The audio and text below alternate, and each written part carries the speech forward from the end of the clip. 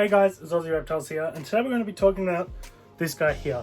It's a blue tongue lizard, but as you can see, it doesn't have a pink tongue, red eyes, and doesn't have much brown pigment at all. This is an albino blue tongue. Let's jump into it.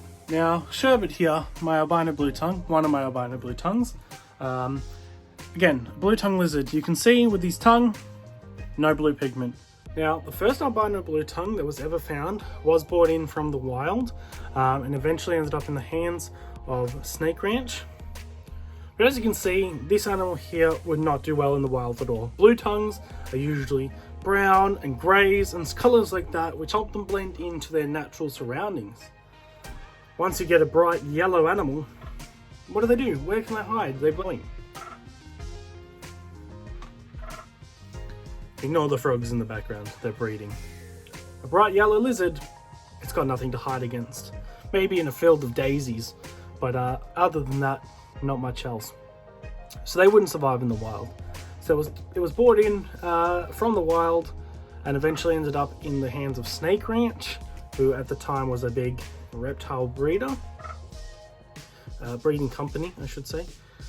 And eventually, they were bred, they got reproduced. Joe Ball did a really big part in breeding them and getting them into the pet hobby.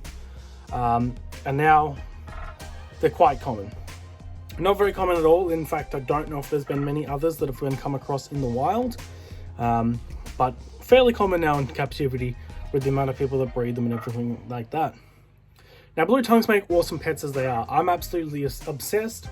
Blue tongues in total, I have close to 50, if not over 50 blue tongues. And why not keep one that's a little bit different to the other ones?